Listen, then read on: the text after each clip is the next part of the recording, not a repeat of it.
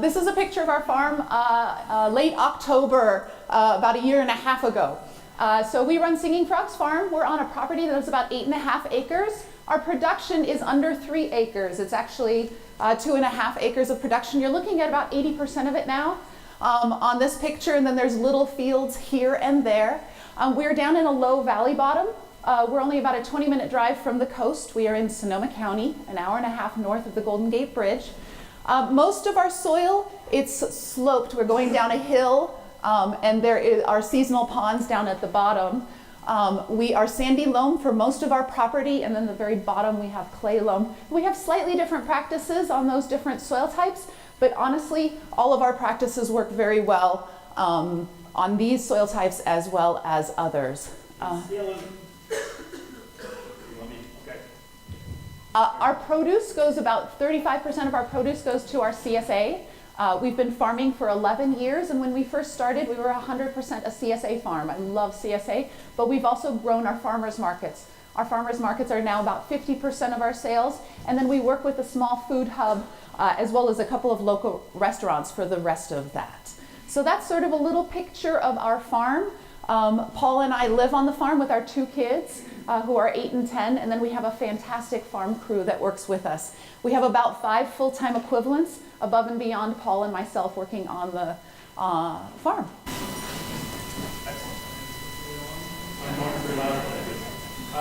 So today, this morning, we're going to talk a little bit about the soil. It's going to be really a story about the soil, and that's where we are with Singing Frogs Farm. This is a nice picture of the forest floor.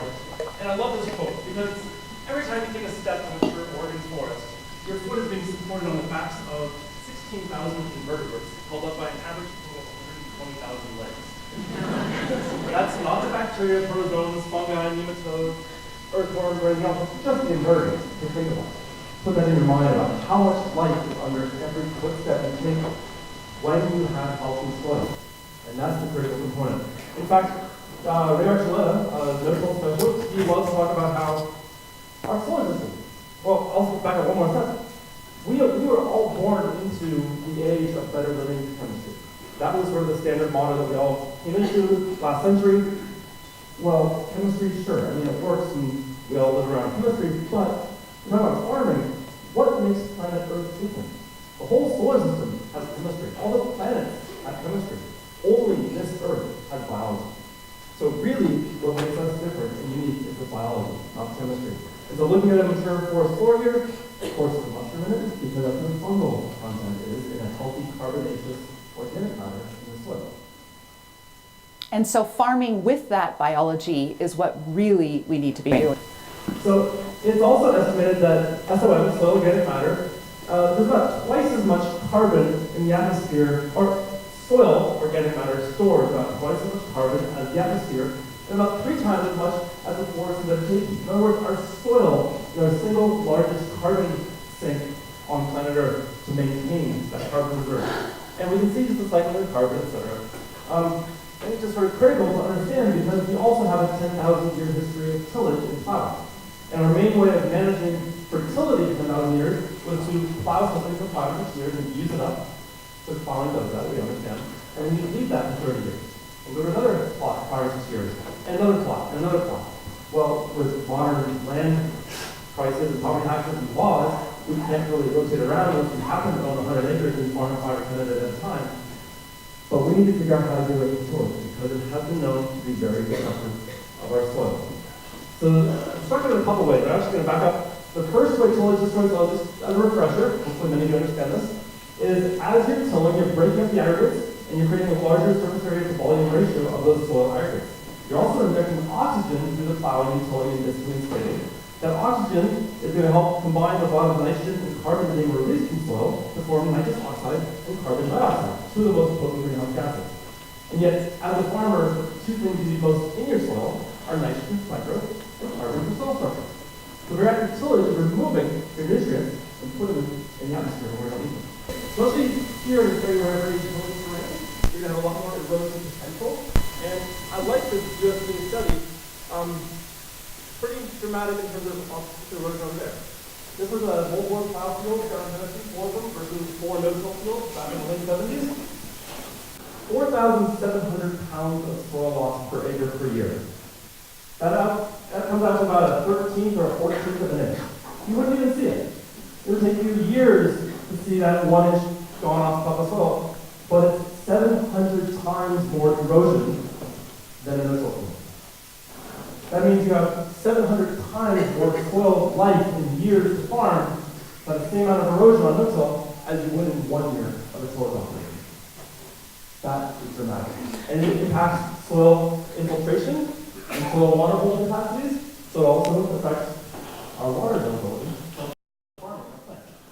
I'd also like to point out that was very good for that time period. In the late 70s, the national average erosion was 9,800 pounds per acre per year. So in the study, that was half the national average. It was a big point. So the third way tillage also impacts soil is the organisms that live in it. And this is a great quote, in part because it's from the USDA, of all people, right? Tilling the soil is the equivalent of an earthquake, hurricane, tornado, and forest fire occurring simultaneously to the world of soil organisms. Simply stated, tillage is bad for soil. I think that's a pretty amazing quote. And you can tell we like using the USDA because it shows that this isn't just a fringe out there. Like, everybody knows these truths. So that brings us to where we are today with farming, and especially with John Deere and a few other mechanized tillage operations that have mechanized tillage that really has ramped up our ability to turn over soil. We're down to about 1/3 of the total soil carbon that we used to have in our cultivated land. Most of that 2/3 we lost in just the past 70 years. Which means we don't have 70 more years of soil carbon in our main ag land on the planet, if we farm with it. So historically, we had 6-10% organic matter in our really good agricultural soils in the US. Today, between 0 and 3. And California's average, as of November a couple of years ago, was 1% in our ag lands. Yes, we're a desert state. We weren't 6 to 10%. We were down lower, 3 or 4 or 5, but now we're at 1. And we've only been farming here for a century or less. Having said all that, what is the implication? The implication is if we remove so much carbon from the soil, we can put it back. And agriculture can become one of the solutions. And looking at many different sectors of the economy, and wondering, well, how do you want to put carbon back in the ground? How do you want to sequester carbon or reduce emissions? As it turns out, agriculture has the greatest capacity to mitigate greenhouse gas emissions at the cheapest cost. That's a remarkable thing. Where does that capacity come from? What makes it so special? 89% of that capacity is from better soil management. It all makes sense. It's just a big equation. We've taken it out, we can put it back in. Which kind of leads us to putting it back in. What does that mean? It means building back the organic matter in our soils. And this is actually a Food and Agricultural Organization of the UN, UNFAO. This is a nice pamphlet they're starting to put out. They've done the meta-studies. They've looked at the 1,000 studies out there and said, yeah, we get it. The higher the organic matter level is in the soil, the more nutrient dense the food is. And we still need better research, and we're going to have Daphne talking about similar and related things to this, but we really need to start understanding that relationship. So back to Singing Frogs Farm, and now we're going to go into our little story here. But this was our early soil back when we were actually organic tillage based, before we became organic no-till. And the tillage side, well, we showed up and we hadn't ever farmed before. We were never trained as farmers, never worked on a farm. We just started farming from scratch, and we said, well, let's go organic, of course. That makes the most sense for the ecology and for ourselves. But boy, once we started tilling, the soil went even whiter and lighter colored than it had been. It started turning into concrete in the summer. We had no fertility. We had massive pests, issues, viruses, diseases. And we thought, God, farming is hard. Had no idea. Well, through many different reasons, one of them first was actually we had an amazing employee named Marty. And Marty was just finishing his PhD in the history of organic ag at UC Santa Cruz, and we'd hired him on for the season, and we're thinking, we can't lose this guy. If we lose him over winter, we'll never get him back in March. He'll find something else to do. How do we keep him on this farm? How do we keep farming year-round? Especially because tillage is a big issue with farming year-round. How do we keep him going? Well, we started backing away from the tractor tillage and moved to a walk-behind tractor, walk-behind rototiller. That was our first step in scaling down to try to make it more usable in the wintertime. And as we did that, things began to change on the farm. Slowly, we saw Well, the began to change. And then the economic pressures of Sonoma County. We are Sonoma County, as she said. The property taxes, the mortgage, if we do 1 or 2 economic crops in the summer and a cover crop in the winter, we'd never be able to pay for our property. You just could not pay for the property tax alone based on 1 or 2 crops harvested off the acres each year. So we had these economic and social pressures of keeping an amazing employee, paying for things. And the environmental pressure was Deborah Coons Garcia was coming out to videotape, film us for parts of the Symphony of the Soil. And she asked us about, she had a checklist of things she wanted to film. And one of them was earthworms in vegetable beds. We thought, well, great, we got that. But we went out in the morning to make sure we had it to find the good filming spot for her. And we go over to one vegetable bed, found tons of earthworms, but the veggies looked pretty cruddy. So we go to the next bed over, no earthworms. Go to the third bed, no earthworms, like none. Go to the fourth bed, tons of earthworms, vegetables look great. Okay, whew, got that solved, we can have that filmed. And then we're scratching our heads going, but why did the first and fourth bed have worms and the second and third didn't? And that's when we realized the second and third beds had been tilled with a walk-behind rototiller 8 months and 9 months ago, but the first and fourth beds were tilled 15 and 19 months ago. We realized the active tillage had wiped out the earthworm populations for 9 or 12 months in those beds. And then you start thinking, well, that's just the macro life that I can see. What about the micro? What are all the things that I can't see? What's happening to them when I'm doing a walk-behind rototiller? Oh, you skipped. It's good. Yes. There you go.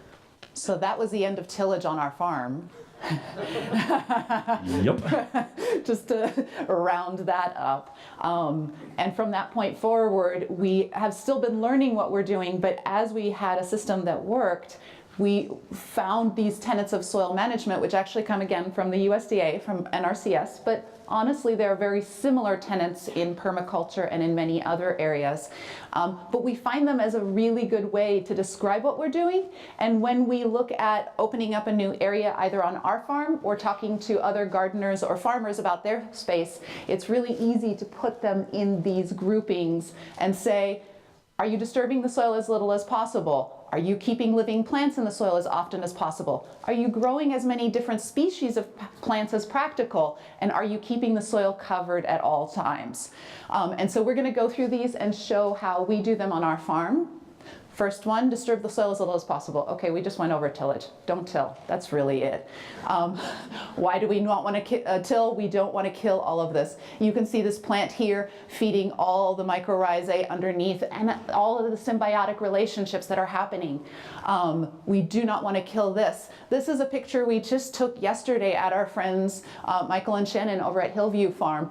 This is a 2-year-old no-till field. You can actually still see the integration of some of the compost they've added, still very clay-based soils. It's actually still a pretty low soil organic matter, but look at those earthworms. Gorgeous look at the fungi. fungal Look at the colony blowing up there. decomposing roots from the prior crop. This was getting ready to have something else put in it. Actually, this had arugula in it. Just 2 weeks ago, they'd covered it and it had completely decomposed. So that's healthy soil, right? You leave the roots in the ground and a week and a half later, they're gone. Yeah. Your soil devours it, eats it up. This is on our farm. This is an escarole, roots or a stem that we had just harvested, and as we were putting it in the bin, we're like, look at these earthworms just popping up. This is what we want to see in our soil, and we do not want to disturb this. We don't want to come in with a rototiller. We want to leave it in place and use that biology for the next plant that's going in. Okay, keep living plants in the soil as often as possible. You know what, actually though, with this disturb the soil as little as possible, we usually have a broad fork picture in there. But I'm gonna use this one instead. Yeah. When we started, a lot of people want, what are your tools that you use? I was even just asked this morning about what tools we use. We really don't use a lot of tools, but as we stepped away from tillage, and like Paul said, it was first a big rototiller, then just a little tilther, then we moved into a broad fork. Now we don't even use the broad fork, except for in some of our low clay soils when they get flooded in the winter. So last year when we had 7 floods in our bottomlands, we used this twice. Usually we only use it once during the year. This year, we just planted 20 beds this week, and we haven't used it, and we're not planning on using it this year. So we see the Broad Fork as a fantastic transition tool for moving into no-till practices. As you get your soil organic matter up, you do not need it as much, but in the beginning, it just provides a little bit of aeration. It's not inverting the soil, but it is helping maybe some of the compost come down and helping a little bit of aeration. Okay, now number 2, keep living plants in the soil as often as possible. Okay, this is the opposite side of tillage is bad because you're losing your soil organic matter. You want to have your plants in it so that you're able to do this. This is from Christine Jones. What's happening when you have plants in the ground? First of all, they're photosynthesizing. What's happening when they're photosynthesizing? They're using sunlight, some of their own nutrients and water, and they're taking CO2 in through their stoma. They're taking the C off, that carbon off. They're creating glucose. They're creating glucose, which is your most basic building block of life. And then they're resynthesizing that into a myriad of other carbon-based products, be that amino acids, more complicated sugars and carbohydrates, fats, waxes, so forth and so on. And then exudation. 20 to 80% of the carbon-based products that a plant will produce from the CO2 in the air and the sunlight, they are not using for their own growth and development, but they are pushing out through their roots to feed the microorganisms in the soil, which are then going to help feed them. They're going to help them get maybe some water or help them get some micronutrients, or they might even be talking to each other and saying, hey, I'm having a pest problem over here. Fight that pest over there by doing whatever you need to do. And then that is humification. That is building up your humus, building up your soil organic matter. So this is why we need to keep green living plants in the ground as often as possible. This is a little root hair, and this comes from Ray Archuleta. He calls it liquid sun. There is the carbon being exuded out of that root. Beautiful, isn't it? I just love seeing that. So this is what I was describing. You've got your plants over here exuding, creating organic matter, initially feeding your fungi and your bacteria, and then they are feeding everybody else up the food chain, the protozoas, the nematodes, so you get to larger and larger animals. So what does that look like for us? For us, that looks like growing 3 to 8, as many as possible sequential crops. One is ready. It's past its initial really good growth. You're able to harvest it. Get it out of there. Get the new young plant that's going to be full of vitality and photosynthesizing in there and producing food for you and your community. So within a 12-month cycle, we will rotate through them as much as we can. And so we get asked a lot, do you do cover crops? We do cover crops. Every single one of our crops is covering the soil and photosynthesizing and feeding the roots. They are just all economic cover crops, right? Okay, number 3, grow as many different species of plants as possible. I don't want to grow an acre of broccoli and then an acre of broccoli and then an acre of broccoli. I want to grow broccoli interspersed with some lettuce, and then let's do some bok choy, and then let's get a pepper plant in there, and then let's get something else in there, name it. Also, here, show some pictures. Sorry. So this is a field, this is actually quite an old picture at this point, but we've got some pepper plants here. Here we've got some Brussels sprouts, so this is late summer, starting them up. They've got a crop of fennel going down the middle that is just about ready to harvest, and then it'll have room for them. Then we've got some eggplant past there, some new brassicas that went in, lots and lots of different crops coming in, coming out. Here you've got a Romanesco cauliflower. Really big plants. They're the sort of light green cauliflower with the fractals. But they need 24-inch spacing. Well, you put out little transplants like that, you have a lot of bare soil. So fill up that soil, grow more food, grow more carbon in your soil. So we have a Panisse lettuce here, one between every plant, and then a crop down the middle. And so, this is about 3 weeks post-transplant. these pictures, these veg. Yes. So this works really well. We love our brassicas and our light greens, lettuce or bok choy or something like that together. We're getting 100% crop cover with our brassica here, plus we're getting about a 60% crop with our lettuce. So not only are you feeding the soil, you're getting out more food that you can sell. Another one that we like to do is leeks or some other allium with a lettuce. And these we will actually do, so here we're going sort of for structure.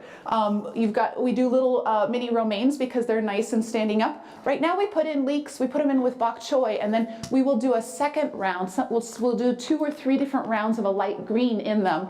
So we started with a bok choy, and then we're going to do a mini romaine. So you're seeing here a couple of different stages of the same Nice crop. having multiple crops for harvest for economic revenue while you're growing your main crop, right? Oh, and I didn't say one thing. These are definitely also keeping our weeds down for our leeks. So we don't have to do any weeding in there because they're suppressing the weeds. They're keeping the They're increasing soil moist. moisture content. They're preserving soil moisture, not depleting it, preserving it by keeping sun and wind off. Tomatoes, of course, you put in tomatoes, 20 to 24 inch spacing, you've got a lot of shoulder room. Use that up. And here you've just got covered soil. Including roadways that are always green and tender perennial hedgerows, and then our beds, just keeping everything covered all the time, roadways or otherwise. Yeah. And that includes hedgerows. We throw lots of hedgerows into the equation, and we'll certainly talk a bit this afternoon in the workshop about hedgerows. Of course, we're all familiar with hedgerows, perennial, often woody twiggy shrubs, and definitely natives to California, so they're drought tolerant. But while we all think of hedgerows for their pest control, right? For their bringing in beneficial insect habitat and snake habitat. They're great for snakes to live in those hedgerows, come out in the fields, eat your gophers and voles. And Miguel's one of our main farm crew, and he's from Oaxaca originally, and like many of his friends from Oaxaca, terrified of snakes. Absolutely terrified. He wouldn't get within 25 feet of a snake if I was carrying it through the fields. He just couldn't be near them. And then we explained that the snakes eat gophers and voles. And his job is trapping gophers and voles. He spends, an hour a week, 2 hours a week. A small part of his job. Small part of his job. And when we went to explain it to him, he thought, interesting. So it was a few months ago, we were getting ready to put beets transplanted into field 18, and so we wanted to make sure to go in and trap for voles before the beets get transplanted, otherwise you'll lose the beets. And so Elizabeth goes out to Miguel and tells him, hey Miguel, could you go start trapping voles in 18 before We're going to put beets in there later in the week. Let's get ahead of this, so forth and so on. And he tells me, oh, Elizabeth, you don't have to worry. Mis compañeros, they've been helping me. And I'm like, so my Spanish isn't fantastic. I'm like, really? Okay. But we still need to trap down there. He's like, yeah, okay, I'll go set some traps. But my friends have really been helping me down there. He's like, Elizabeth, the snakes. I know there's a lot of rodents down there, and the last month, every snake I've seen on the property, I've moved down there. And he came back to me the next day. He's like, Elizabeth, I set all the traps like you wanted me to. My friends did a really good job. I just love his smile holding the gopher snake. Anyway. Yeah. So plenty of pest control in the hedgerows, no question about it, right? You got all your beneficial insects and your pollinators, etc. But I gotta say, hedgerows provide a whole nother unique set of benefits that we don't often talk about, and that's the climatic stabilization. On super hot days, they keep it cooler and a little more humid in the air. Super cold nights keep it a little bit warmer and more stable. They keep the wind off the soil and off the plants, so you don't have loss of moisture from the plants or the soil. They also draw up deep nutrients and drop it as leaf litter on the ground. They're phenomenal for all kinds of direct environmental ecological benefits in addition to the insects and pest control. So right here is a great picture where to the left, 20 feet, is a 140-acre conventional vineyard, and to the right, 40 feet is our veg beds. So more hedgerows, just brief, quick ones. Oh, and I'm going to continue. And part number 4, keep the soil covered all the time. We've seen many ways that we do that. And obviously the first and primary way you want to keep beds covered is with your economic crops. That's the best way to keep them covered and to have revenue coming in. So healthy crops all the time with big transplants. In fact, I just said big transplants. So we don't use tiny little fingerling transplants. We want to have a large plant out there that's 5 or 6 inches tall when it heads out to the field. There's a few reasons for this. One of the main reasons for a nice transplant, obviously, is if it spends the first part of its life in the nursery, it has less time out in the fields. Well, less time out in the fields means more crops per year. It also means less availability to pests. So one of our main pest control methods is putting large transplants out, and the pests only realize there's food there at the very, very end of the harvest cycle. So if aphids appear on the broccoli, it's at the very last 5% of the harvest when the broccoli's coming out, and then the aphids are just beginning to appear. Well, you wash a few off, but then you go cut the plant, compost it, put a blanket over it, and those aphids never even had a chance to get the second generation going. They're already put in the compost pile and cooked to death. So part of it is just being intensive and keep things moving as part of our pest control. But plant transplants outcompete weed seeds. They get a second infusion of nutrients. That one's because in the nursery, we sow them into a compost mix. That's our first infusion. And then at 4 weeks of age, they head out to the fields and go into a nice freshly prepared bed, second infusion. They're much healthier plants that way. And I have to say, did anyone here who has children, did you kick them out of the house on day 1 when they were born? No. The first quarter of their life, they're at home with you. The first quarter of their life, the plants? Someone said longer. The first quarter of our plant's life, they're in the nursery, right? It all makes sense.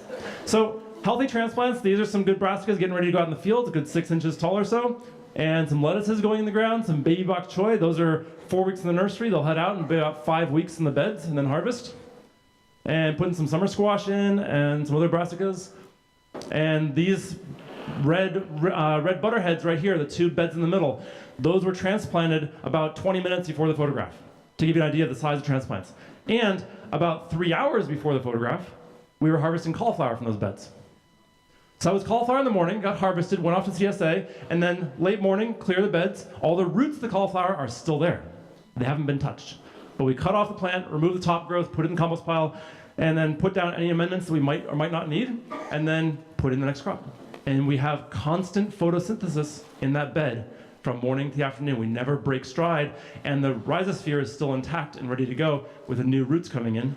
And then, of course, for covering our soil, you can't always do a healthy living biological, but you can do a non-living biological like straw.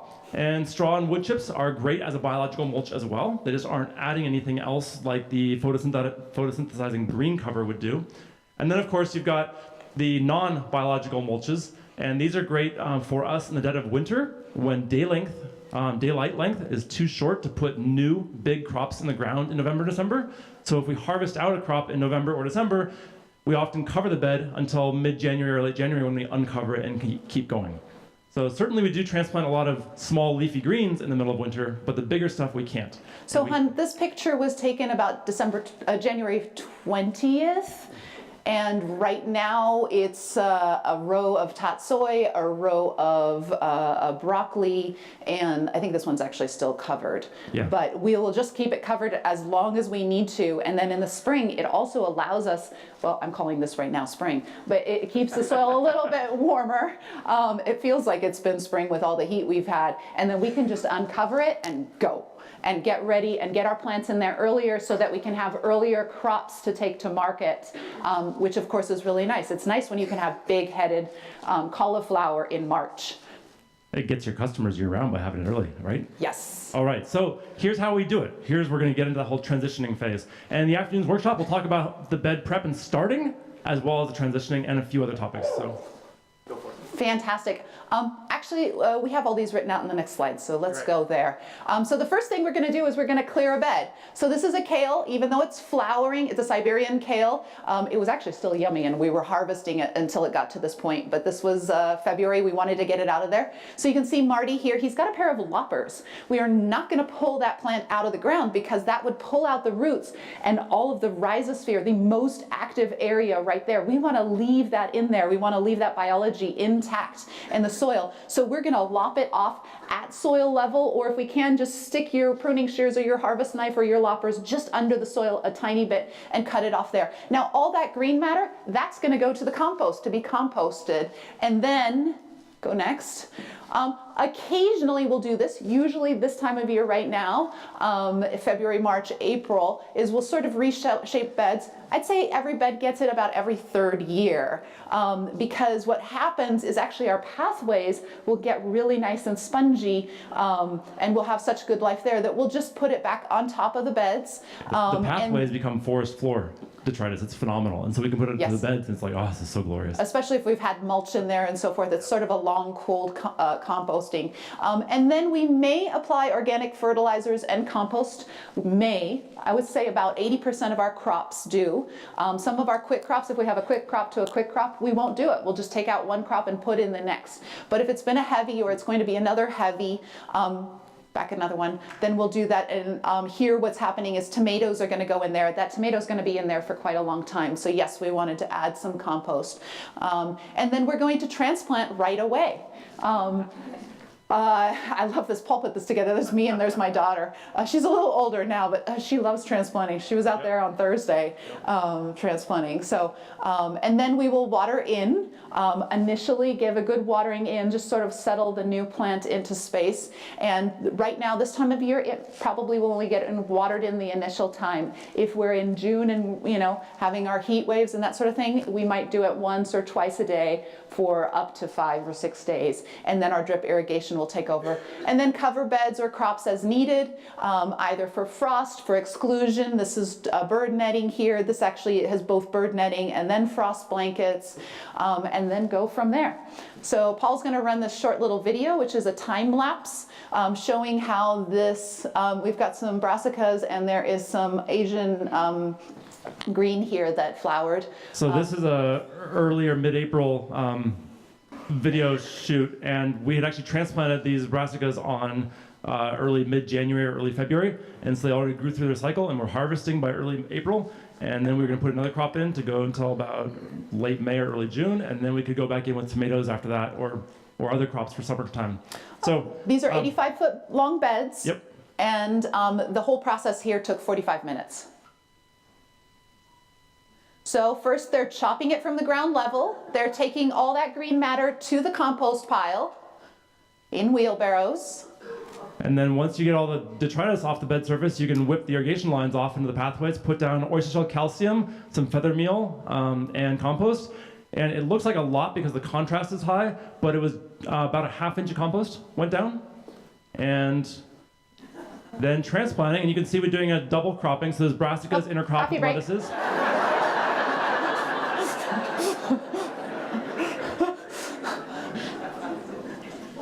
And once you get the double cropping in, then you can have somebody start on the watering, following up behind.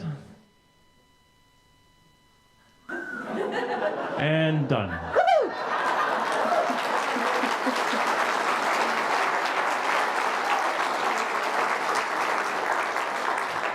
So, interestingly, Mikey and Karen are now farming Mossy Willow Farm in Melbourne, Australia, doing no-till and having better success than we have. They're doing a phenomenal job.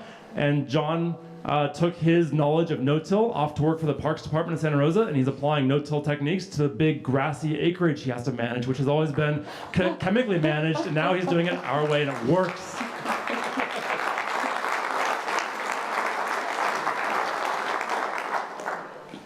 Clicker. There we go. Oh, wait, no, go back. So just to sort of recap and pull it all together, the carbon and biology that was from those prior crops, we're retaining that, and it's going to help the next crop. So this is why we don't need to we don't need to let it rest. We don't need to put it in a cover crop and let it recoup. We are just keeping the system going. We're working with Mother Nature. Let's keep photosynthesizing. Let's keep building that soil and work with her to grow our food. So just as a recap, and actually I want to, we have a few more slides here, but, well, go to the next slide. No, actually, I like this sorry. one. Yep. Go for it. Two of us up here, so, Good. I mean, we sort of, you know, people like to say, well, what's sort of the meat and potatoes of what you guys are doing? So when I talk to people about it, I mean, no-till, that's really important. Just get rid of that tillage. Being intensive. When new farmers ask us, well, what should we do? Bite off less than you think you can chew. Take on less first. Get it so that you're really doing it well. You want to, small is beautiful. Small is really flexible. Like get one crop in, the next one out. Put in multiple crops at the same time. Just keep it moving. And by having that quick system, you're managing that soil really well. You let it get out of control, you let that crop, go, and you don't have time for it. Well, it's still in there, and then the weeds start to grow, and then you have to manage the weeds, and then it's going to take more time, or you're opening up the bed again, and you're backtracking really. So just keeping on it, keeping it small and intensive, and then ecological. Ecological part, I have to say, neither of us, as I mentioned, were ever trained as farmers, and neither of us ever worked on a farm before starting Singing Frogs Farm. Our background, we met in Peace Corps in West Africa, and she was in human health, and I was in environmental health, essentially. And I had an ecological angle on this. My whole point was I wanted to grow Mother Nature. I wanted to grow agroforestry and trees and bushes and insects and birds and snakes. I loved Mother Nature, and still do. And that was the main focus we came in with. And of course, the best time to plant a tree was 20 years ago. So get out there and plant your trees and your bushes now, and then work on that veg. But don't forget about the rest of Mother Nature out there, because it is such a critical component to our successful farming model. And having that high organic matter and all that climate stabilization, in part, is due because of the wonderful hedgerows we have throughout the entire farm fields. We like the perennial bushes, woody, twiggy bushes. They have higher branch density, and that density of twigs and branches is what the beneficial insects and pollinators love. That gives them habitat and hiding places to hang out and escape from other things that might hunt them, and then they can travel out in the field. So we have hedgerows throughout the farm every 100 feet, every 120 feet. There's a hedgerow of native perennialized bushes doing well. And if we can get them established without any irrigation, then they're drought tolerant. So if we die, they persist, which is the best part. So the ecology really is what made the farming so much easier. And we can't exaggerate that enough. And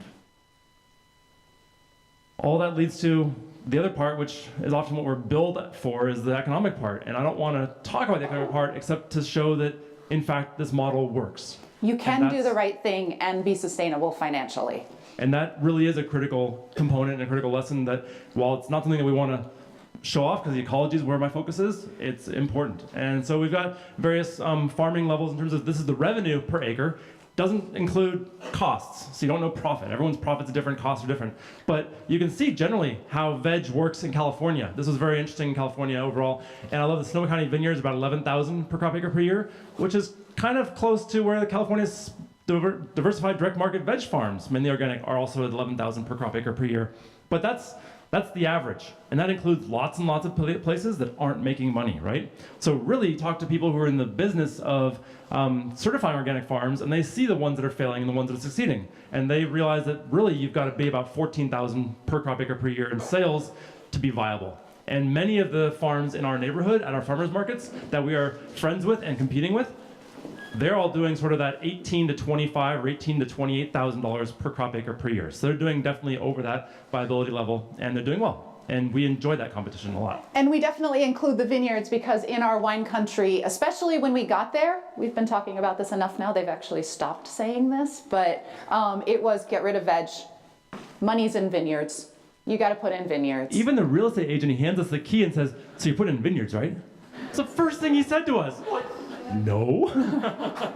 Nothing against vineyards, but I want to grow food. I really want to grow food. So having said all of this, we're up their ways.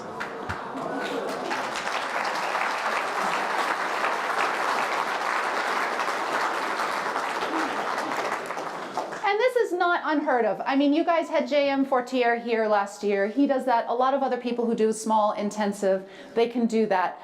We were really, taking that and saying, yeah, and we're doing it out here in California. And now let's talk about the no-till, and let's talk about our soil health, and let's talk about the ecology. Yeah, so definitely if you're reading all about the strong economic farmers out there, they're doing awesome things. But put that in your brain about the ecology and the organic matter, because that's often not on the table for discussion, unfortunately. Right. It is still a lot of hard work. Yes. So of course, that's the revenue, but we have costs. We have major costs. And our favorite cost, and by far about our biggest, 70% of all of our money we make, or all of the revenue, 70% of it goes right back into our family of employees. And we can never get a picture with all the employees in it. We haven't even gotten a picture yet this year with a whole new round of employees. So we're using one that's from 2 years ago or 3 years ago. But it's so hard to get them all because we only have 4 or 5 full-timers, and then we have about 8 part-timers who come for anywhere from 4 hours a week to 3 days a week. And it's this wonderful, tight-knit community, our family, and we all support each other. There's no manager and no underlings, nobody making the 20 an hour and everyone else making minimum wage or less. Everyone's full-time, everyone's year-round, everyone's permanently part of the crew as long as they want to be. And we often are asking our part-timers for more hours. Like, hey, come on, guys, come work more. Like, they're having fun. They're doing other jobs. They're architects, or they're ushers, or they're going to school, or they have their own farm on the side next to this farm. So we really enjoy our family of people who make the farm happen. And they're the ones making it happen right now while we're here with all of you. Yes. So, having said that, I was going to talk a little bit about small farms because, yeah, some of the numbers before are based more on large farms, but there's been growing research, and you know, the UN has known this, that small farms are really how we feed the world. I felt that this pulled it together, some of the key points. There's a really good report, if anybody wants to read it. It's put together by the ETC group, and it's called Who Will Feed Us? The Peasant Food Web versus the Industrial Food Chain. Well, in that book, we're peasant farmers. But here they label it industrial versus smallholders. So if you look at the varieties produced, they really have it dialed down to very few varieties. And more in those are becoming GMO and so forth and so on. Versus smallholders, over 2 million. Really innovative in, you know, developing varieties that are going to work in their area, so forth and so on. Let's look at women farmers. Everywhere I go recently, I see these small farmers, just cadres of women that are doing really fantastic. But if you look at the industrial, only 22% are women. Versus if you look small shareholders, and this is globally, it's much higher, 43%. Now talk about the fuel that's being used. Calories obtained for every 1 calorie expended. So that 1 calorie expended is primarily fossil fuel, 1.5. Plus over here, over 15 calories for every 1 calorie expended. That's a good return on investment, huh? Over here, the percent of natural resources used, 80% versus the 20%, because we've got a lot more hand labor here. You've got smaller area, you're going to be more innovative, use your ecology, so forth and so on. And so you would think with all of this investment over here that we'd actually be feeding people, and they're still talking about how are we going to feed the world? We need this new GM crop or whatever it is. They're not actually feeding people. These people are feeding people. We are.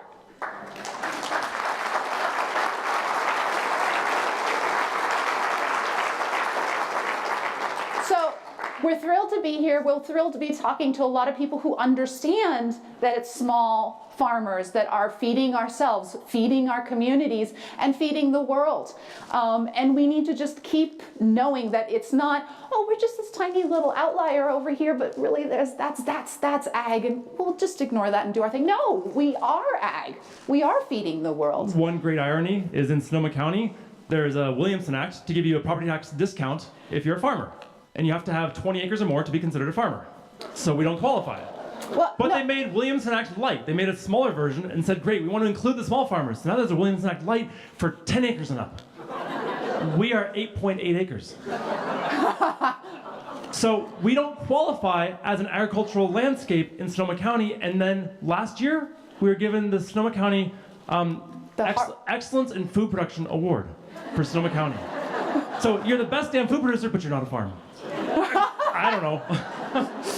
When we first made this slide many years ago, we had 2 or 3 farm slides we put on there, 2 or 3 farm logos. And then a couple years later, it grew to 5 or 6 farm logos. Now it's grown to maybe 10 or 11. And actually, this year, there should be like 80 or 100 on here. We just can't fit them all anymore.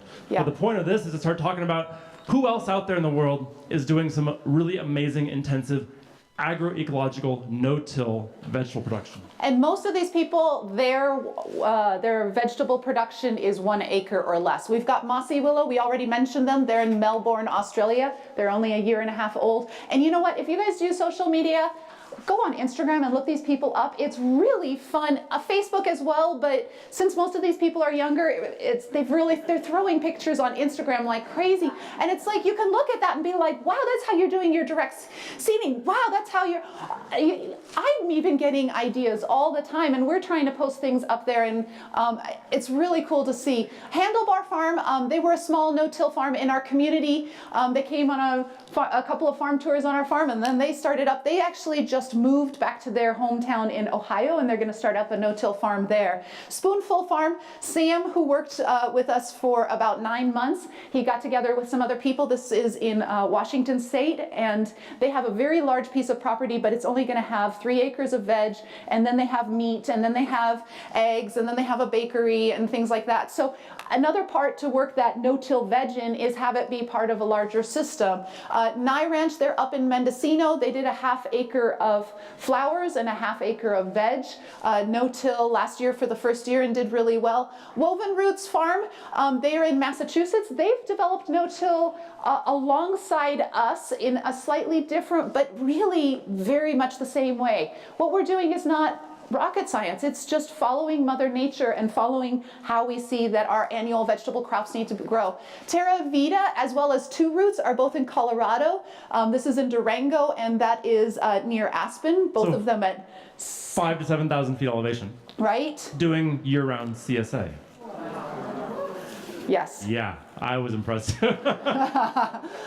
Red H Farm is in our community in Sebastopol, and then Hillview is up here with you guys. So, and then just flip through, I just have a couple of pictures, and you'll see a lot of common, oh, wait, I threw things out of order. We also do workshops on our farm. We had, oh, Go ahead. Okay. So we'll flip through some pictures. Okay, So this was throw me Mossy off Willow. Mossy Willow in Melbourne, right? yeah, so this is Mossy Willow after a 1.5 years in production. So it looks very much like us. This is Two Roots. You can see their kale crop and the mountains behind them and a little bit of good frost and snow on them.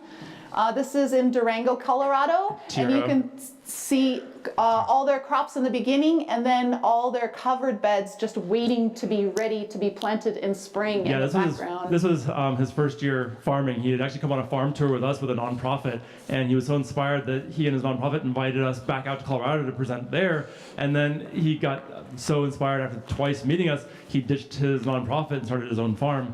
And this was his end of his first year. He got started in the summertime. Going into fall, he had these wonderful crops. He had like 80 different beds back there that were already prepped and cleaned and made, and then just put to bed.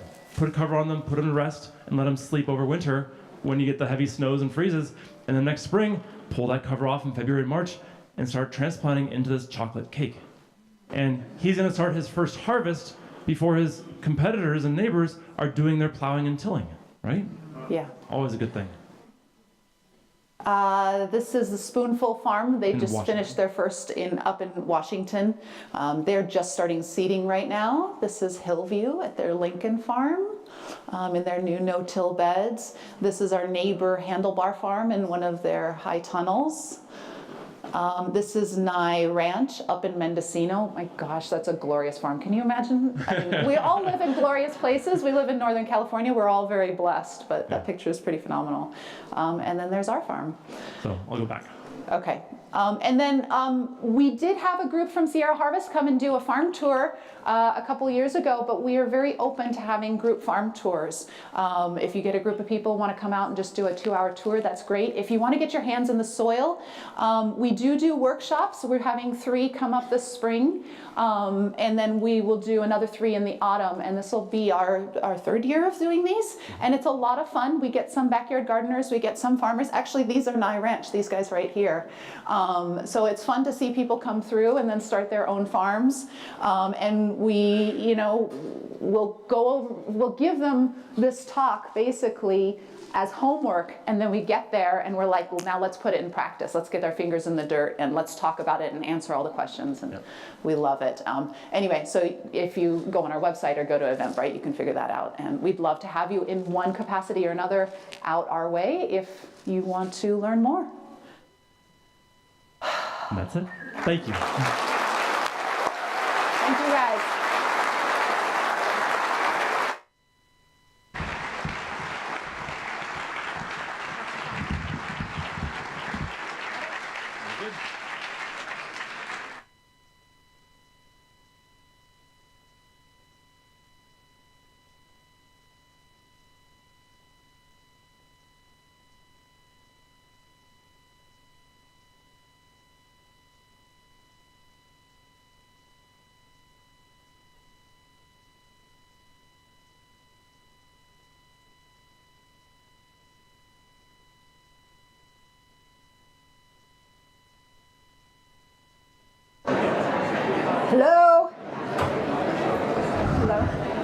That one's not on.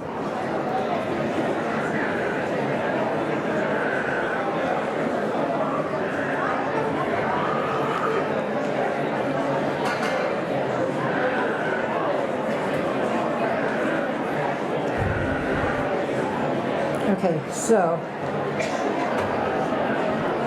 ladies and gentlemen,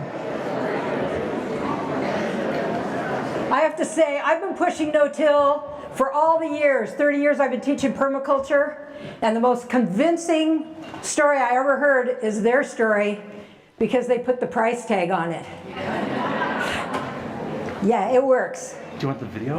Yeah. Or the presentation? Presentation. Oh, yeah, okay. And if it comes up, great. So it does, we just need to go through the keynote for it. That's all. Yeah. It's already loaded, right? Yeah. Okay, hold on one sec. Let me see if this one's going to do it. I don't know. It's stuck on that. All right, where's yours? All right, so back in the day when we were a bunch of farmers organizing this, the event got bigger and bigger, and we realized we didn't like doing book work. So we decided we needed a sponsor, an umbrella or something like that. And we looked around at a lot of different groups.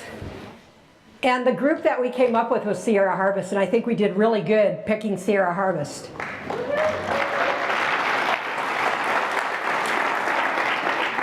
Do you have a dongle on it? Do you have the dongle on it? Okay, so we're going to show you a Sierra Harvest video right now. Let me see the end of your dongle. It's VGA.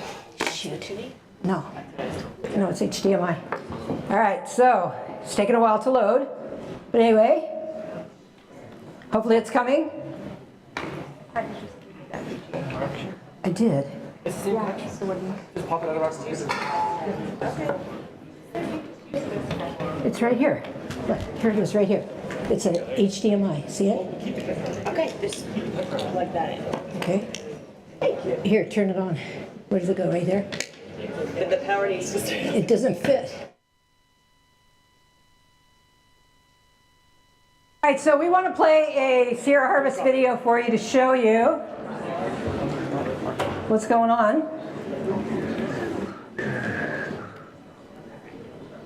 Right.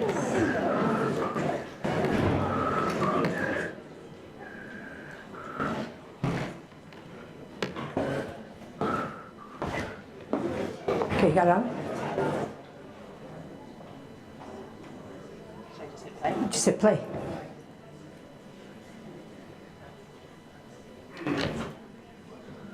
And the sound. That's great.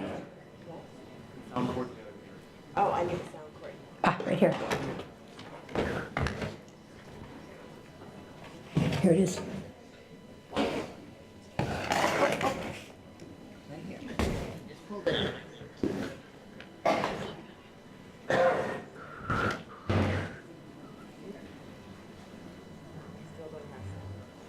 I hear it.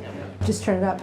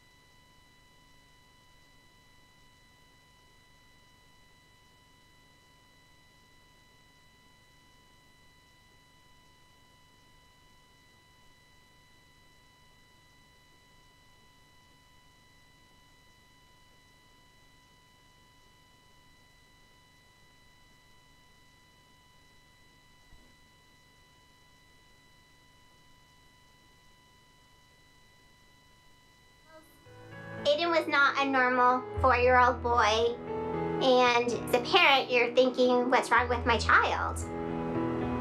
Sierra Harvest came to the school and they put in a garden. We were all excited, and the first day he went, I asked him, "What did you do?"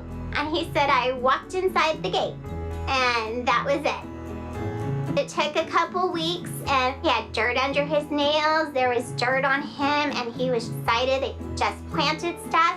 I went digging and planting the seeds.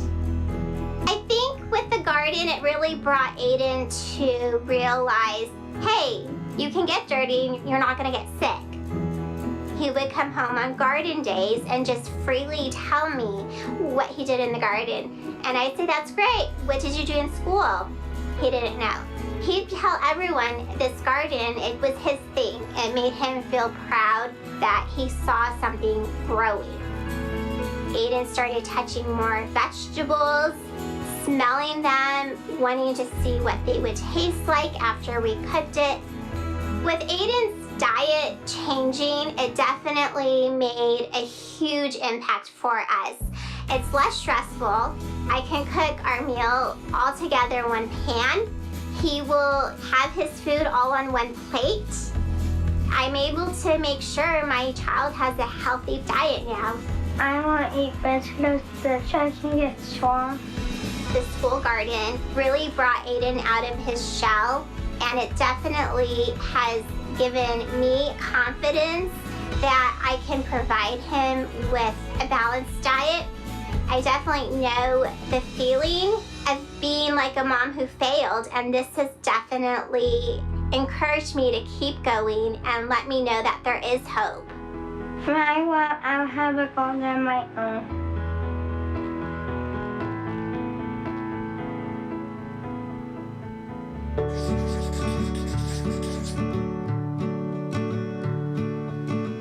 Seeds are our life force. They're that little precious gift that is holding memory to give us nutrition. And it's super important to know where your seeds come from. My name is Sarah Keller, and I am the owner of For the People Seed Farm. I am a seed farmer. The seed farmer's job is to get that seed from seed to seed. You're going to be waiting for it to mature. You're going to be harvesting the seed. You're going to have to germinate, test it, package it, and then market it. It's quite a journey for a seed, and it's a lot of work for a farmer. That is it in a nutshell, seed to seed. So on our farm here For the People Seed Farm, we have 1/3 of an acre in production. The challenges of being a seed farmer are many. Seeds at a small scale don't bring a big amount of money, and in order for a scale to get bigger, you need more help. There aren't a lot of seed farmers growing on small scale in my area. I feel isolated. That's super challenging. To add to those challenges, it's difficult to know how to market things. Being in the soil, producing it is one thing, but marketing and doing business is a complete other part of the program. I was looking around in the community, and Sierra Harvest was offering a business course. It was incredible. I found community, I found knowledge, I found support. I am very thankful. In the course, we had producers, produce managers, we had people to show us how to put our labels together and our brochures together. I'm like, oh my goodness. Those were all really good tips that helped this little farm to be a lot more successful in the future. I would call what the business course did for me a tool to make me realistically figure how to make a living out of that field. Now that I have learned through Sierra Harvest, I feel better equipped being a farmer. If I'm successful as a seed farmer, there are a lot of people in this community that are going to be very happy. Sierra Harvest has a great impact on our community. They brought farmers together, young farmers, older farmers, and Sierra Harvest is making it just work for everybody. Those seeds are our gifts. They have the treasures held within that little tiny capsule that keeps us alive.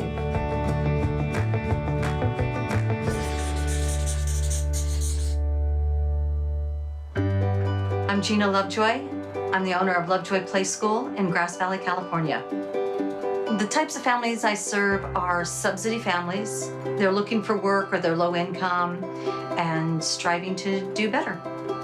Some of the issues that they have when they come here, the kids, are the eating properly. They don't know what a fresh vegetable is. They've grown up on chicken nuggets and pizza. And the reason I wanted gardens is to get the kids to eat healthy. So exposing them to the fresh vegetables, going out to the garden and picking it, they just eat that food. It's like candy. I have this wonderful piece of property and this gently sloping hillside. The location was impossible for me to do the work. Sierra Harvest came in and said, it's already fenced, this is what we're gonna do. They did the soil, the labor, plants. They hooked up the irrigation for me. They provided everything except for the sunshine, and we do that. And the kids, they were out there with their little shovels, scooping compost into the wheelbarrows, and they got to plant some of the things. There's room in the rows to walk up and down.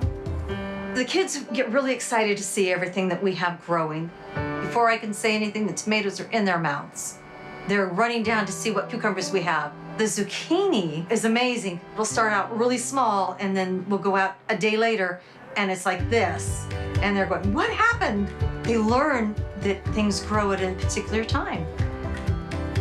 Since we've had the garden, I've noticed a lot of big changes in their kids. Less talk about processed food and more about the fresh food that they have planted themselves. And so it's changed their thoughts on where food really comes from.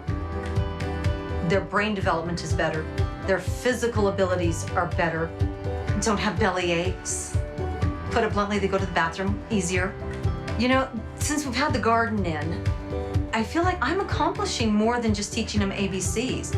I'm teaching them their future on how to eat better, the parents how to eat better.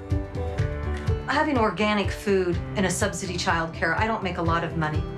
And I really wanted to give the kids the best food that I could, knowing that sometimes they're not going to get the best at home. So having this garden through Sierra Harvest, it's organic.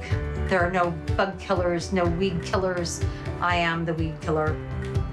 It had such a success. I want to expand it into other areas of my yard and continue to develop more fresh food for my childcare. Without Sierra Harvest, I couldn't have done this. I would have done bits and pieces and never had a true success in gardening.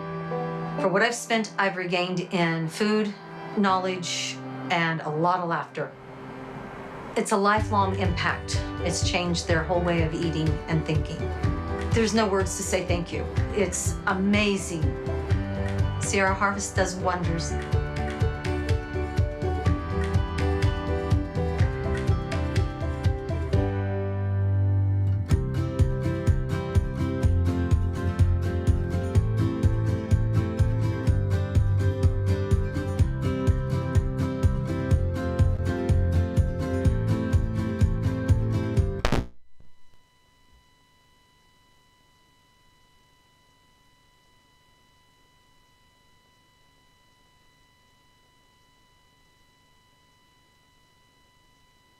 Harvest.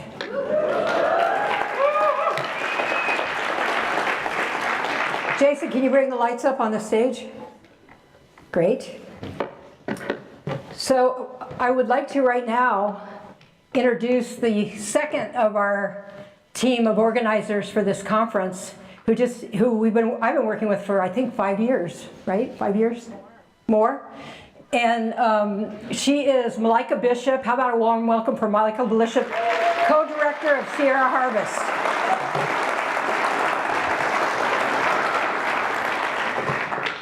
Hi there. Can you hear me? Microphone, red microphone. Now I can. Oh, there we go.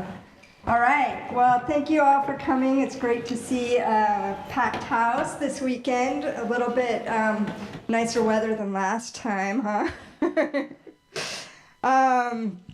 So you just got to see some of the things that Sierra Harvest does besides putting on this conference.